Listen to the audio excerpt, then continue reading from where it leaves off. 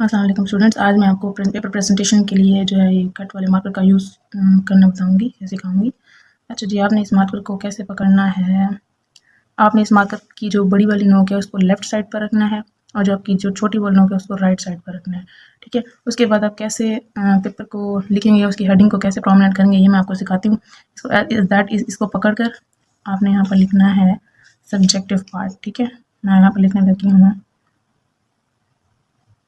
ٹھیک ہے۔ آپ نے یہ لکھ لیا، اس کے بعد آپ نے اس کو روٹیٹ کرنا ہے آن لیفٹ سائڈ ایسے، جس کی بڑی والی نوک ہے یا نیچے آ جائے جسے آپ لکھنے لگیں گے آگے، جو تھوڑا سا پتلا ہو کے لیے گا، ٹھیک ہے، ایسے